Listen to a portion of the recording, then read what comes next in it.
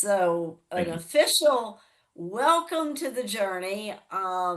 We are definitely going to all learn ideas, tools, and practical, technical ways that we can each use AI in a new way to truly supercharge our own success in the next hour and 15 minutes, give or take. So things are certainly moving at the speed of light, as I was saying. And for reasons I don't understand, it does not like to screen share, but we'll just work with it. I was at a conference here in Oslo only 3 weeks ago, which now seems a very long time back. And this was a conference, the Oslo Business Forum, where we had about 3,000 people in the room and probably another 5,000 people that were dialing in. And when asked, these were business leaders, all different industries. When these folks were asked, what are your biggest concerns today? AI was one of the biggest, closely followed by uncertainty, i.e., how do I actually use this AI? How do I invest in the right capabilities? How do I do this in a way that is strategic to help me grow my business, not destroy my business? And how can I do so in an ethical manner? And those questions became even more predominant as we got into the questions around a business. What does this really mean in transforming a business? And compared to 2 or 6 months ago, all of the people in that conference and that I speak with on a regular basis all agree now that you can't hide from AI. It is here and it is absolutely here to stay. It's simply a question of what you do with it. And so many, and many of you possibly, are at that, okay, where do I go from here? A week and a half ago, I did a keynote and led a number of workshops for an Adobe conference in the education space, higher education in particular. And many of these people have really scratched their head and wanted to avoid. Because when you think about education, traditionally, it's all about knowledge, giving people, young people, knowledge that one could argue that AI means that knowledge is no longer very important because the AI can gather all of the background, the materials, the information, the books, all of the assets that were used in education. AI can grab that and provide it to anyone. So we all, whether we have a degree or not, actually have the same amount of knowledge at our fingertips. So what does this mean for education? And the thing that really struck me was that the senior provost leader within Stanford, and there were other people from CSU, there were people from Virginia Tech, there were people from Harvard there. The real leaders, the future ready thinkers, answered that question of what do I do? I'm not sure if it's the right direction, but I'm taking a step. Just step forward. Just try it. Small. Don't invest everything in one tool. Don't open it up for everyone to use every open source tool, but try small segments. A little bit of OpenAI, a little bit of Anthropic, a little bit of Microsoft Copilot. Get familiar with it and then double down on what can really drive you forward. Now, interestingly, one of the things I talked about at that conference was the importance for young people coming out of university to have AI savvy capabilities. because that's what employers are looking for. World Economic Forum did a study in which it was noted that 71% of global employers will choose a candidate who is AI savvy over a candidate that is not. Same skills, same knowledge, could even have the same university degree, but the one that knows how to use AI to actually achieve business outcomes is way more valuable to the company. And if that AI savvy young person is also collaborative, good at communicating, good at the people skills, the empathy. And that was a very strong message at the Oslo Business Forum. Humanity and being human, being lovable, integrating with people is so critical in businesses in the future. And the other thing that was noted multiple times in Oslo Business Forum, and this was with people like Simon Sinek and others, is that in the future, when AI provides the knowledge and the materials and the documents, the uniqueness of people is heavily creativity. Our unique ability as a person to think outside of the box, the prompt, the knowledge, but to think about solutions to problems, to ideate, to go beyond, to ask those what ifs. That's where the role of people comes in, is people who can do that, use the tool to accomplish the task, and then communicate and collaborate in an open way, being truly human and empathetic in doing so.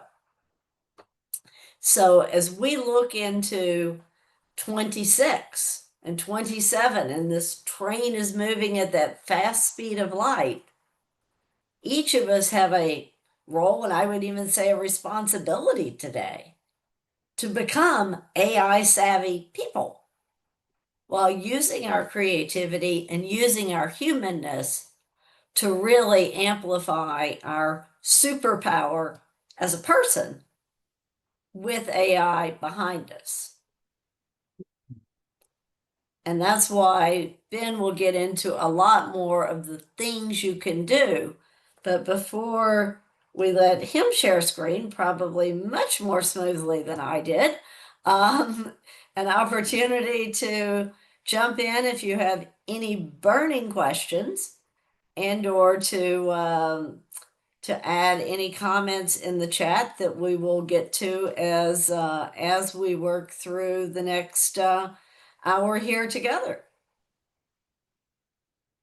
I don't see any hands. I don't see any messages coming through. And I am turning on your ability to share screen here. And I am now just starting the AI companion. We do have the recording happening. Awesome. Shall I start sharing? Please jump on in. Jump on in. Okay. So just to level set for everybody here, I am a little bit about me. I work with organizations. I help them to responsibly deploy AI. And for this for today, what Jennifer, what we want to focus on is really a practical point. So I'm not going to go into theory. I'm going to show you 4 slides. It's not death by PowerPoint. And the goal here is to get into the models, get into the AI, and show you some practical use cases. So one of the things that, and I'm very proud of this slide, by the way, because Jennifer challenged me and said, can you get all of your ideas on great output in a single slide? And I think this is about as good as I can explain to people, because when I get the criticisms that AI is hallucinating, it doesn't know me, it sounds like gobbledygook, it's inaccurate. Well, there are ways that you can have it speak in your voice. So we're going to walk through the three different things you need to be aware of. The first is the context. Think of data as the gasoline, it's the fuel of AI. And while these large language models might know trillions of data points about the world, they don't know about your internal, your private data. And that context that you give, whether that is if you're looking for a job, it's your resume and what you're good at. If you are trying to sell somebody, it's what service do you offer. But it's this data is really important. The second is the prompting, giving the AI very, very good direction on what to do with this data. Do I want to create an Excel spreadsheet? Do I want to put together a summary of a summary document? Do I want to write an email? These are the kinds of things that are about that prompting helps. So what do you do with that? And then finally, and this is a really big one, is the model. A lot of times people are using a free version or they're using a wrapper, which is not a wrapper is a tool that has an integration with ChatGPT, and a lot of times those are not going to get you the best output.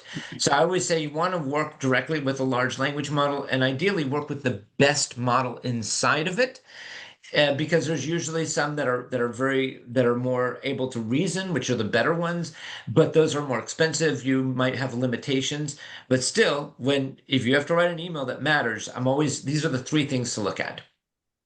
Now, when we talk about data, I want also for people to understand this concept of structured versus unstructured data, because AI's been around for decades. We've used that with Google search, with Amazon, etc. That's always using a machine learning or these very complicated algorithms. Back in the day, structured data was really what organizations used to make their decisions. And this would be, for example, using Salesforce to see the number of prospects that are in different lead stages. It's basically an Excel spreadsheet where your data fits somewhere in certain fields.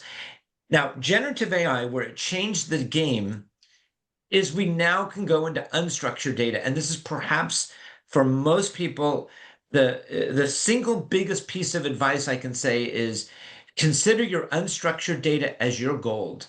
You should be recording every conversation. So I have over 2,000 conversations. So when people ask me about my business, about trends, I can actually go into my conversations and I can extract all kinds of data, especially when I've done multiple interviews inside of a client of mine. I can go to the senior level leadership and show them all of the trends, what exactly is happening, because I've got these points. So you think of emails, pictures, transcripts, these kinds of anything you can do. Now, for a lot of my clients, I will say mix the unstructured and the structured data. If you have structured data, that's great. Put it together, and the AI will be able to help you create actionable insights. So when I talk to organizations or entrepreneurs. I know some of you on this call are solopreneurs. I have my own business. I also have a partner in Dallas, and I know Dave. We saw each other yesterday in Dallas, so it's great to see you here. The um, the point is that whether I'm talking for an individual or an organization, it's pretty similar. So first of all, at an organization level, pick an LLM. Usually, for example, I'm going to be going to Serbia in 2 weeks. The company is a Gemini shop. That means that they're using the Google Gemini suite, but a lot of employees are using ChatGPT. So I'm going to help them figure out. Let's maximize Gemini. Everybody has access to it, and then after we've maximized the usage of Gemini, if somebody needs to use one of these other tools, because just like a car, no two cars are the same. Some do better than others. There might be a use case to also add ChatGPT or Claude in the mix there. And so again, but it's but the key part is that part of an organization is to make sure you have at least one LLM or one generative AI model that every employee has access to so they can better themselves and be under security and privacy and things like that. The next part is AI note takers. As an individual or as an organization, record every call, record internal conversations. So I will work with engineering teams. You take a transcript and you throw it into an AI model. Now you have a project plan. Now you have a user story. Now you've got these things that used to take an hour, taking this unstructured data, these conversations, the way you want things to do, the AI can put it exactly the way you want. The for people for when you have external conversations and especially like when I think of B2B sales, so if you're a coach and you're pitching to somebody to be a client of yours, or if you're selling a product, I'm a big fan of Humantic. I will show you this. These are apps that can help you understand very quickly the personality of the person you're going to meet. Again, also, if you're a job seeker, it's a great one for when you got an upcoming interview. It'll show you how this works. But these are apps that give you that extra insight. And then finally, research. Most people don't know this, but they're both Google and ChatGPT have something called deep research. What deep research is, it's different than a normal research. It will give you a 10 to 20 page document. So if you need to find the history of legislation, if you want to, for example, I will take a transcript and I'll say, review all the ideas here, go out in the world, tell me which of these strategic ideas make sense, give me case studies, and give me your opinion. I mean, they can do very complicated tasks. So by combining all of these together, just this right here typically will save organizations 15 to 20% in terms of efficiency gain of literally giving employees 1 day a week of reducing drudgery. Now, just as a footnote, this is a part of a company transformation. By doing this, you'll help to identify, let's say, more complicated data-driven solutions that do take engineering resources. So now what I'm going to do is go into the example. But before I do, before I share this with you, are there any questions that have come up? I want to make sure that I'm answering them. I see on the chat there's a few. Nope. Okay. So please let me know or raise your hand because I definitely am totally open to answering questions. So now the question is, let's go back to that slide of data, prompting, and model. What you're looking at right now is a Claude project. For those of you that use ChatGPT, a Claude project is similar to a GPT, or if you're using in Google, a gem. This is different than a chat. The reason why I'm a big fan of using one of these tools is because now, when you have a repetitive task that you do often, by training the AI on who you are, what you do, why you do, how you do it, you will be able to speak in your voice far more effectively. So I showed this to Jennifer. This is an example for my LinkedIn content creation. So I write my LinkedIn posts in 10 minutes. Okay, but I write them and I try to keep them on character and profound. I spend more time copying and trying to mention people and spacing inside of LinkedIn than I do creating the ideas. Now, how do I do this? So first of all, and all of the GPT, all of these other tools, they have really two components: instructions. Think of instructions as a long chat. Now, this is an example where I have said you generate LinkedIn posts that position Ben Gold as a corporate AI workshop specialist. And And I say to it, number one, do not hallucinate, do not make up false numbers, because sometimes it'll say, one of my clients had a 63% efficiency gain and they were able to improve and I'm like, where the heck did you come up with that? So you do still have to there's still some guardrails. So you got to put that in there. But I've gotten my Claude to be more obedient to me. The idea of this chat is that I say, here are the documents. I want you to refer to them so you understand what these documents are inside of the project. I want you to talk about things that I've been able to do. Here's my target audience. These are the people that I want to sell to. Here are examples of success stories, and I kind of go through it and explain my structure. So and if you ask me the question, how did I build this set of instructions? My first chat inside of a GPT, a project, or a gem is to say, hi, Gemini. Hi, ChatGPT. I want to do a project that does this. Here are some documents. Help me build a set of instructions, and you're going to act as this role. And it will, and I will review it. I'll say, build it for me. Sometimes it doesn't get it right, and I'll say, hey, you kind of got it wrong. But usually in 1 to 2 chats, I then will say, this is my instructions, and I copy it and stick it in there. So it's not like a super engineering thing. It's really just about having a conversation with the AI to give you the best instructions that you need for what you're trying to accomplish. Now, on the files part, go ahead. And Is if I that could just yeah, interject with one question, just to clarify, the documents that you've shared from which it is pulling the information, those are documents that you've uploaded, in this case, into the Claude project. And then do those documents stay there so that you could come back a week later and it would still refer to those same documents? Oh yeah, these documents are here forever. So the point is that when you want it, you upload a file. So you got two choices. I can upload a file from a device, or I can add text, like copy and paste text. So yes, so these files stay with every chat.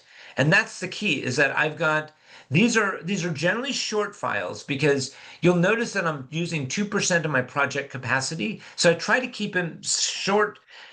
These are maybe 10, 20 pages, because if you upload a 500-page document, which I've done before, if there's a book, for example, and I upload a really long book, it might use up 50% of the capacity. This is what we call tokens. There's roughly 200,000 tokens is the capacity of this, and that's roughly 500, maybe 1,000 pages of text, depending upon what you're looking at. But the idea is every one of my chats over here refers Mhm. to these documents and these instructions. So I don't have to repeat myself.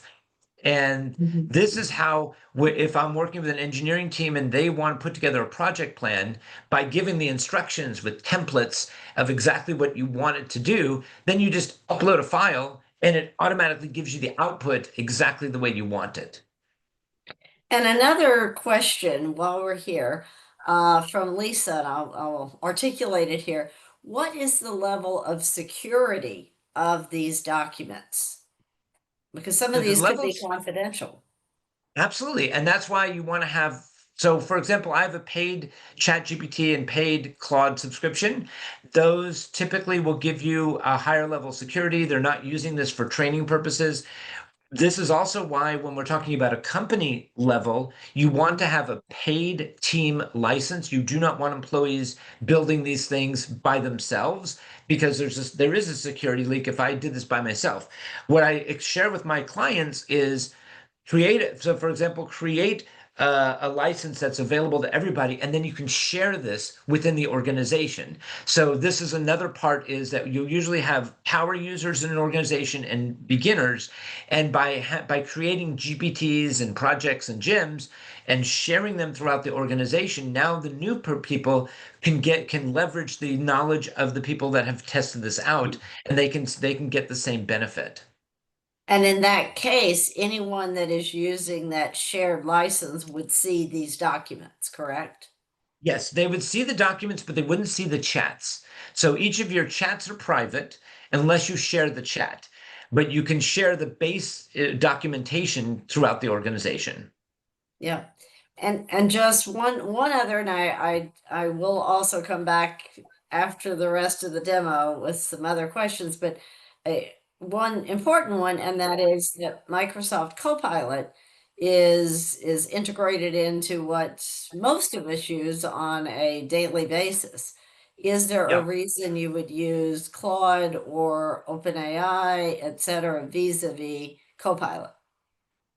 So Copilot, the only reason to use Copilot is for a enterprise license. Copilot is generally a more secure platform for Microsoft users. So large corporations that have the Microsoft Office suite, the 360, they use Copilot.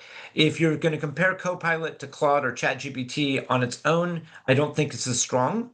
And what I mean by that is that if you, like, I actually will take the same instructions, I'll upload the same documents, and I'll put that into ChatGPT. I find that certain tools are more sharp, give you better Mhm. output. So for me, Copilot isn't as strong as the other ones if I'm using it as an individual user. But if I'm part of a large organization that only has access to Copilot, it's a good tool. Great. Okay. Plus, just so you know, Copilot as an individual user, I have a paid license. I can't build a GPT. They only allow that functionality inside of a enterprise license. So, um, so anyway, so now let me show you something practically. So last week I was at this amazing event. Okay, it's called MACON, and at MACON, this is really the premier event for organizations that are for practical deployment inside of companies, and it was just amazing. So I put all this work together, and actually, one thing I did want to show you before that is these documents, these files. I give, for example, I went into ChatGPT Deep Research and said, give me the recent studies on AI deployment in organizations. So I've got data to back up my points, things from PwC and Gartner, and what has been said about AI pros and cons for organizations. I have my customer testimonials here for companies that I work with, and the voice of another example is how I want my 10 commandments for LinkedIn posting. This is a structure I want every one of my posts to follow. So this way Mm-hmm. it knows exactly who I am, what I do, why I've done it, how I've done it, but now it knows the way I want it projected. Mm-hmm. So last week I was in Macon, and the reason is why would I go to all that trouble to build out this project? Well, now I say, look at this. I write 3 sentences, write a post about the fact I'm attending Macon. This is the blah blah blah, and all I did was 3 sentences, and it literally wrote down the entire thing. It knew who I was, it knew why I was going to do it. Then I said, okay, Paul Raitzer, he's my North Star for AI deployment. He did the the opening keynote. I have if you see my thing, I use something called Fireflies. It has an app. I just press play and it recorded that. So all I had to do for the keynote was to basically record it, and then I've made a couple of comments, and voila. Now I've got my post for LinkedIn. So I was showing this with Jennifer that on the airport going back from Cleveland to Dallas, I spent 1 hour and I wrote an entire week worth of LinkedIn posts from all the different people that spoke. So today I think my Jeff Woods, today or yesterday, he's wrote the AI driven leader. Wonderful speech, and so I wanted to be able to share the thought leadership about not just saying it was a great event, but that this is what I learned from it, and I wanted to share it with the rest of everybody. So that's an example of using AI for creating content. Again, I don't use paid ads. I have a business partner that Dave knows that we work really closely together in Dallas, and so I will promote a lot of our events. We work really closely together also. So I just basically it's really easy for me uh, to to build content, and I don't have to take my time because I've got other things to do.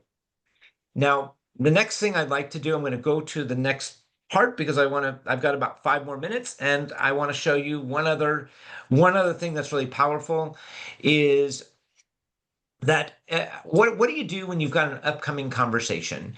And last week or last month, Mazen was the presenter. He did a wonderful job for last month's presentation.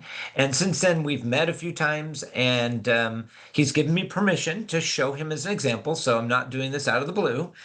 So Mazen, for example, we were going to meet, and I wanted to see how we can work together. So I use a tool called Humantic, and what Humantic does is it is able to do a personality analysis in about 10 seconds. And I want to explain this, the value of this. This tool, Humantic. It's an example of a Rapport tool that I really like, where it uses one of the large language models.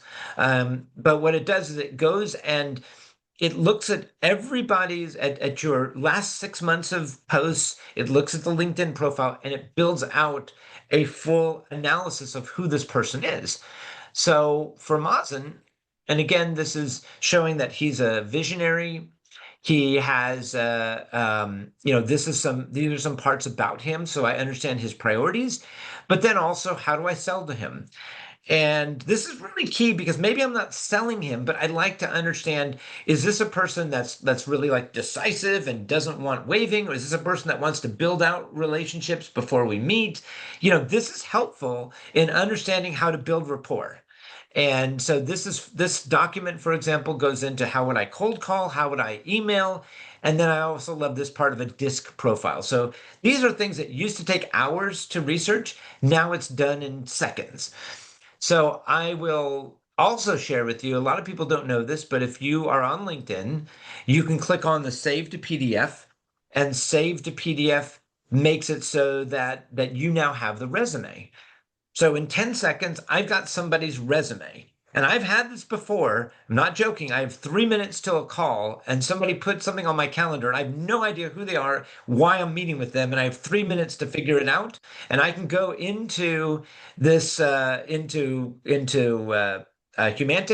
into LinkedIn, download those, and then I go into Claude here. And what I'll do is I have this is a different project, Ben Gold AI Consulting. This is if this is for me personally, I will for my personal clients, and I'm like, this is probably a partnership. So I'll say, I have an upcoming call with Mazen. Give me 5 icebreaker insights we have in common.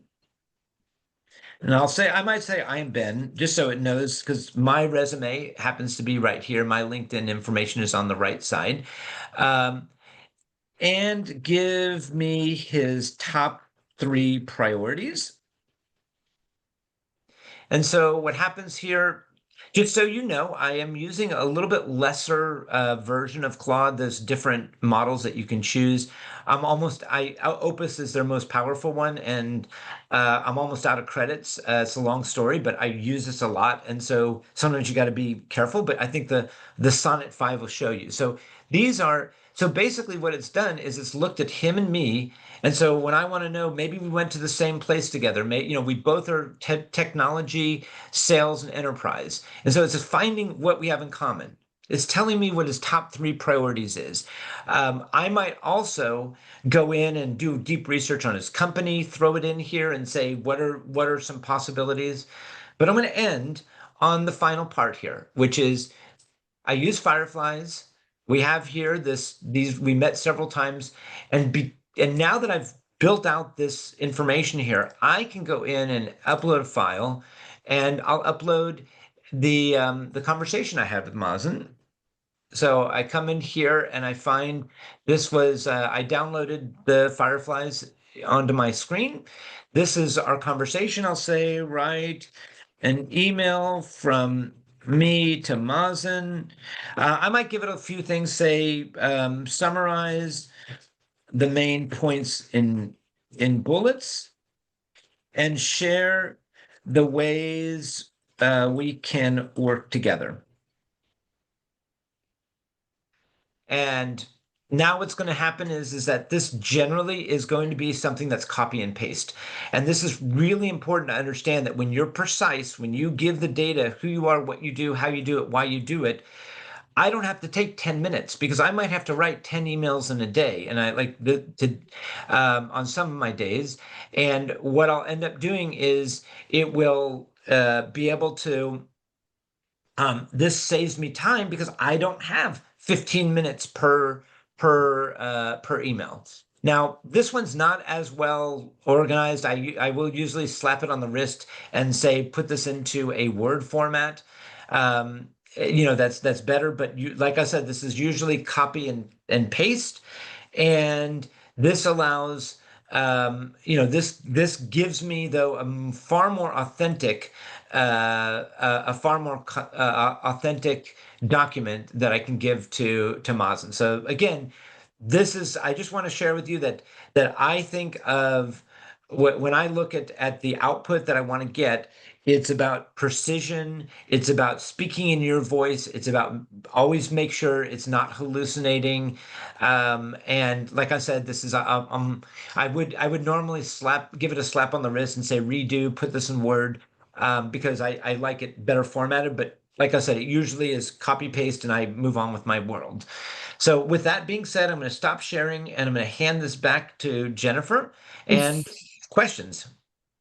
Yes, so one important question there's a number of them here in the chat, but from Olga on the Fireflies and the recordings of all of your conversations, and I would add in conferences. How do you get permission? So there's a couple of different points here. So for example, the Zoom calls, Fireflies will always say I am recording, and if somebody objects, they will tell me. So if so, I will never record a conversation against their somebody against their will, and that's really important. So for web conversations, it's very clear. Ben Gold's note taker, Fireflies, and I've had maybe in the last year 5 times where somebody has said, turn that off. And then I will ask them, I'll say before I do, I say, I just want to understand what your concern is, because the reason why I like to record is if we're going to work together and partner, I need to understand the specifics about what your pain points are and what's important for you. And these AI note takers allow me to understand that. If they then say, well, I just don't agree with them, whatever, I will respect that. When I'm at a lunch call, I will go ahead and I will say to somebody, look, I'm recording this conversation. I'll put my phone in the middle of the table. I'll show them Fireflies, and I'll say the reason I'm doing this is so that when we are talking business, I know we're talking here, but I want to be able to write you an email and summarize everything and make sure I captured all the important points. Not a problem. Now, at a conference, I don't have a problem with that. It's public. I'm using this mainly for my own personal uses. I'm not trying to, pirate or do something, but I definitely like the idea of I want to capture. There were so many ideas in 2 days. It was so powerful. And I'm like, I want to retain what I learned. I don't have time to write everything down. I'll give you an example. This guy, Jeff Woods, he had this whole set of prompts. What was nice was he verbally read out all of his prompts, and he goes, so prompt number one, he told this wonderful story about how this startup was struggling with their leadership and how he created these projects, and each project was the profile of all the different board members, and then they were able to improve their relationship by using this virtual board and putting all their pitch decks and saying and getting feedback before they met the real people. So by the time they met the real people, they had already gone through the clones and had already figured out how to present their ideas. Now, what was beautiful was that when I did the recording, I then said to Claude, I said, not only do I want to write a LinkedIn post, but I'd like for you to give me every single prompt, just a single sheet that's the exact prompts of what was read out. And so I got, so I got not some really good ideas for myself, etc. So I want to retain that. That's for my personal benefit because my brain, I can't take enough notes, and this has really been helpful for me. See, Matt has a question, and then I have a follow-on to the recording question. But Matt, jump in. Yeah, you mentioned hallucination probably a few times before I came on as well. It's a popular word with AI, and I suppose my question is, what can the person making the prompt do to lessen the chance of the AI having an hallucination? Yeah, getting it So wrong. okay, no, it's a good question. So part of it is by building a GPT or a project, by giving it data to refer to and saying only refer to this data. That's one way so I do it in multiple ways. First of all, I will put in my prompts do not hallucinate. I will give it a lot of background data so that it has something to go from. And there are times where it will come up and it will say it doesn't. So hallucinations don't go away completely. I will find out that I've helped a client improve their sales by $85,000 in just 2 weeks. And I'm like, excuse me, but did you make that up or is that real?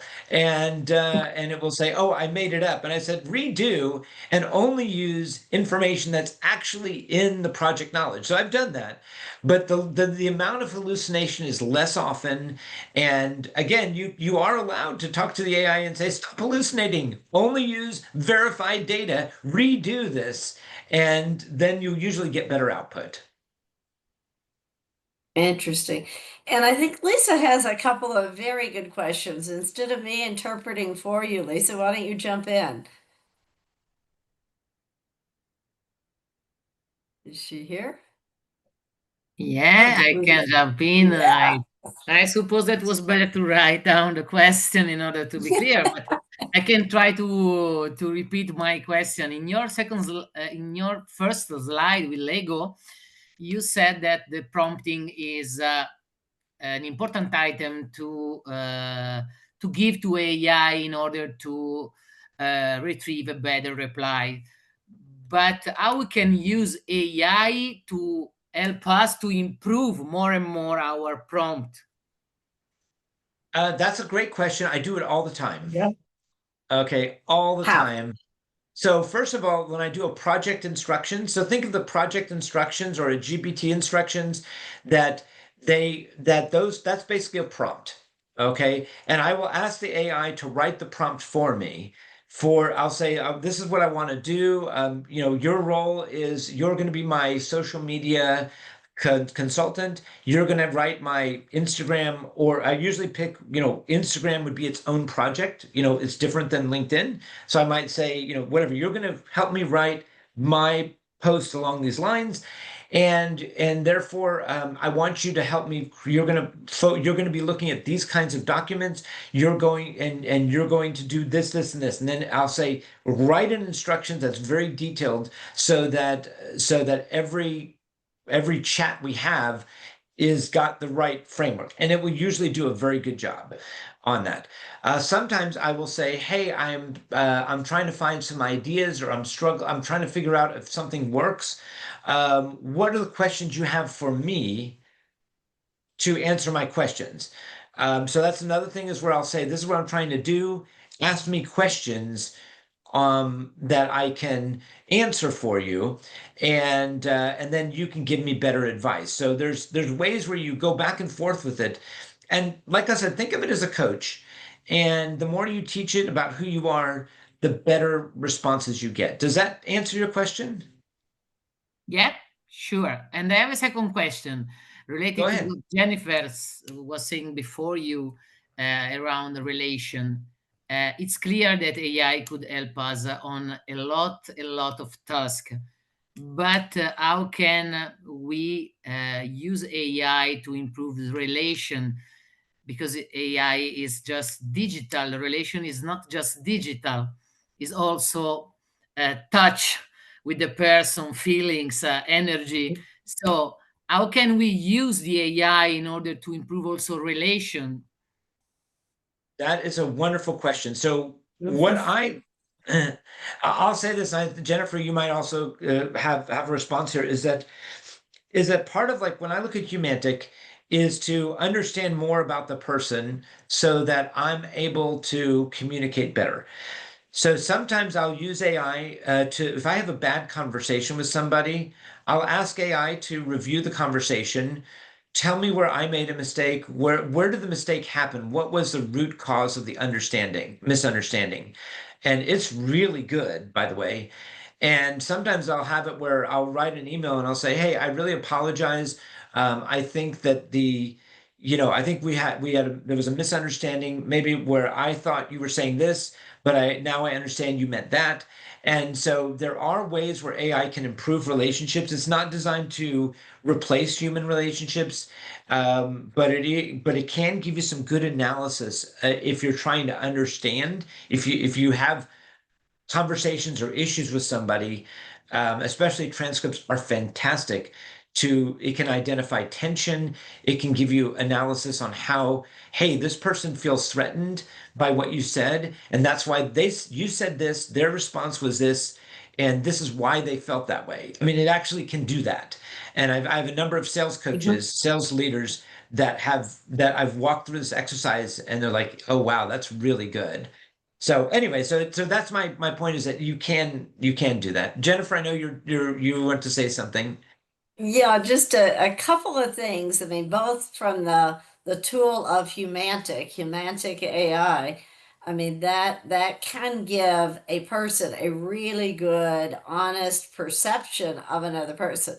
In fact, Ben, when I was first introduced to Ben a few months ago, he recorded our conversation with my permission because sometimes I do get a little weird of everything being recorded, but I agreed.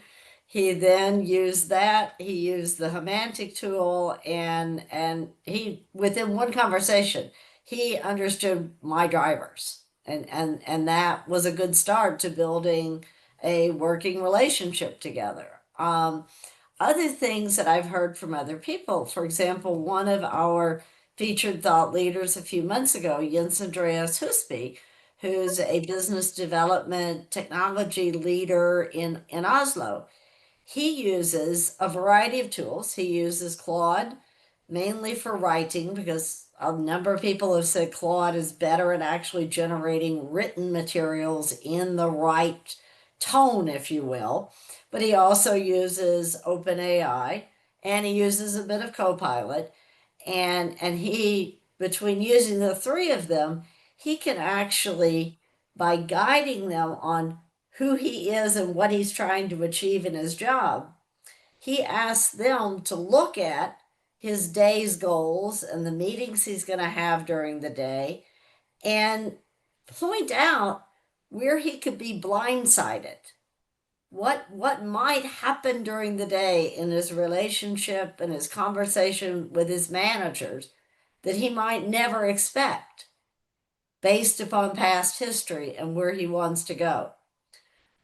I've also heard a lot of examples of using the tool as coaching and asking it, saying, you know what I'm trying to achieve. You know, based upon these files I've shared with you, my point of view.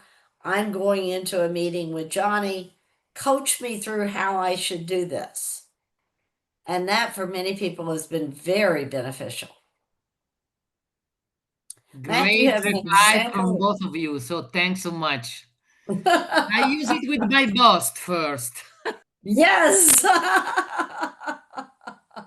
I've also heard of people using it with their partners and their children. Yeah. Well, my wife and I sometimes will say, well, let's we get into an argument and I'm saying, let's ask ChatGPT. And of course, if I'm right, then something's wrong with the AI, but that's a whole nother conversation. Yeah, yeah. So Matthew has a hand up, and then Kurt has a very, very good question around how do you actually hone AI's ability to learn what you want? How do you teach it about you? But Matt, you've had your hand patiently up, so I'll let you jump in first. Yeah, you just mentioned about coaching. I was only on a webinar this morning with the MCC about the ethics of AI in coaching, and I think the kind of predominant agreement was that we're the humans. We have the compassion, we have the emotional intelligence. So as I've said many times, that we should be using AI as the tool and Yes. understand the limitations or what we should use that for, and not expect it to be a human. Exactly. So, Let's use it to make us better humans. so let me tell you my take. So I have no problem with using AI for a coach. Okay, that is, if I have a career issue or a business question, I think AI does a fantastic job. So I have a lot of schools and youth that I talk about AI, and where I draw the line is I'm not a fan of AI for therapy.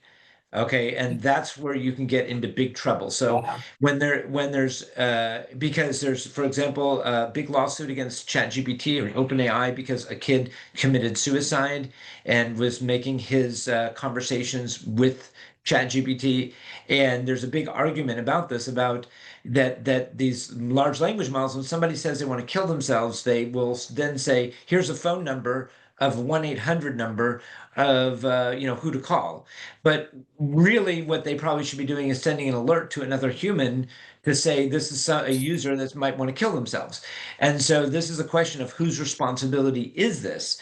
And so I talk all the time with kids about AI companion apps, which are the most dangerous thing since vaping. And that is having our young kids build emotional relationships with AI. That is dangerous. These are algorithms that can be hacked, that are storing personal information, and that is something that I talk day in, day out with kids and parents about, is do not get hooked on, do not think you're going to have a virtual boyfriend or girlfriend. And Kurt, I'm glad to see your hand go up, because you've been in my mind in that statement. At one point, you believed that we could all have relationships with our AIs, which I stand with Ben on that, that I just don't think that's a good idea. But you had a question in the meantime, Kurt. Well, let me just quickly address that. I never said that having a relationship with AI is good. I was only addressing your issue where you said you can't have a relationship with AI. And then I heard on the news in a whole podcast about how this lady developed it, and the withdrawal from it was horrendous. And now it's happening more and more.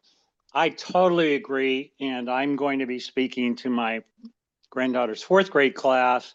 And I am totally going to say this is not a tool to use to develop a relationship with, to tell you how to develop life skills and so on and so forth. I am going to state that clearly before I even talk about AI with them. So now on to my question, Ben. So Ben, I've been, since I've gotten on this journey with Jennifer, who, Jennifer, I hope to come see you next September, because I'm going on a cruise in Norway. Whoa, So, come on over. so at any rate, Ben, you have because you have a paid AI subscription, does that mean that, because I don't, and so it's not clear to me, that I use Perplexity a lot. It's not, and I use ChatGPT, and I've done what you've done, which is take the same instructions and cross 3 different major AI platforms and see the significantly different answers. So I've done that, but it's the issue about memory. You have developed with your AI tool its capability to understand you and hold on to it as a memory. And my first question is, I don't think it's capable of doing that, except for you made it capable because of the way you do your prompts. Is that true, or am I misunderstanding? Yeah. So let me share with you. This is a very nuanced question. So first of all, I want to say, Kurt, is that generally I recommend people to spend $20 or even $20 or $40, like grab two tools. I'm a big fan of having the paid ones. You have more points of being able to tell them, don't use my training data. You get access to better models. If you're making really important decisions, I always want to have the most precise AI. Now, the difference is I like Claude because Claude, I can do a project. That project, so for example, I have a general for Ben Gold AI, which is when I have a personal when it's a personal opportunity. But I have a partner. We have a company called AI Connects. There's a lot of activity. So now I have a project for AI Connects where where we offer more services. We have a development team, and then I have then there might, and so what I do is I make these projects very specific about the context of what I'm talking. We have some opportunities with Texas Workforce Commission, which is a state agency that has free training, and we're actually being able to give companies free training. We get paid by the state. But there's a lot of complexity. So I built a project about what is the TWC? What do they do? How do they do it? How does the program work? So that when I have my transcripts, it knows exactly about that. Claude is able to segment much better. ChatGPT has this memory that it remembers who you are throughout all of my projects and all of my conversations. And I don't like that because sometimes my daughter has homework questions and it doesn't need to know that I'm a AI consultant and that I do this and that. I just want to know how to solve the problem. Okay. And sometimes, and when I have multiple clients, I don't want ChatGPT to mix up what I did for client A and to put it for client B. And so that's where I've used Claude. For me is where I segment all of my work and social media and anything that has to do with my business. And then ChatGPT is for research. And then every time my daughter asks for homework help when I get more stressed out than I do on my on my upcoming meetings. But that's kind of so the memory, I'm not a big fan of it. I don't want the AI to know everything about me. I want it to just know about specific things I'm working on when I'm working on them. Great. And I That realize was we're right.